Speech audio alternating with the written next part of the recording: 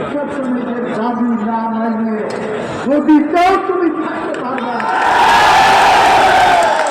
সংস্কার কি করবা না করবা সেটা আর একটা বিষয়, কিন্তু আমার রিক্সা শ্রমিকের বিরুদ্ধে যে ব্যবস্থা নেওয়া হয়েছে সেটাকে প্রত্যাহার করে আগের জীবন জীবিকার নিশ্চয়ের সিদ্ধান্ত আগামীকাল কোর্টে হোক আর না হোক আজকে সরকারের পক্ষ থেকে সিদ্ধান্ত নিতে হবে। আর না হলে যদি এটা না হয়, সরকার না করে সংস্কার না করে নির্বাচন দিব না। আমি বলতেছি রিক্সা শ্রমিকের দাবি না মানে গদিতেও তুমি থাকতে পারবে না। এরকম খাওয়াতে সঙ্গে সব জায়গায় সংগঠন করে তোলে।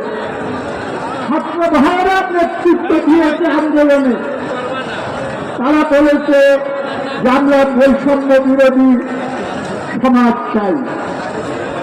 আমি দেখতে চাই ছাত্র সমাজের কাছ থেকে। আমিও রাষ্ট্রের ভিপি ছিলাম ঢাকা বিশ্ববিদ্যালয়ে। স্বাধীনতার পর প্রথম যে ইলেকশন হয় সেই ভোটে আমি ভিপি নির্বাচিত হয়েছিলাম। আমি বলতে চাই কোন ছাত্র সমাজ রিক্সা আলাদের সঙ্গে বেয়াদবি করবেন না।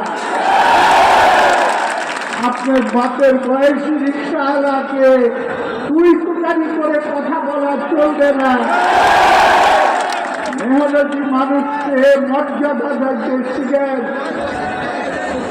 এবং যারা পরিশ্রম করে দেশকে গড়ে তুলেছে তাদের প্রতি সম্মান জানানো শিখেন। ভুলে যাবেন না এই গণঅভ্যুত্থান একদল লোকের তৈরি না, এইটা হলো ছাত্র জনতার গণঅভ্যুত্থান। সেখানে রিক্সাওয়ালার রক্ত আছে, গার্মেন্টস শ্রমিকের রক্ত আছে। তাদেরকে বঞ্চিত করে বৈষম্য বিরোধী স্লোগানের কথা বলে আপনারা এখানে মধ্যবিত্ত শ্রেণীর বুদ্ধিজীবীদের রাজত্ব কায়েম করলে বৈষম্য দূর হবে না।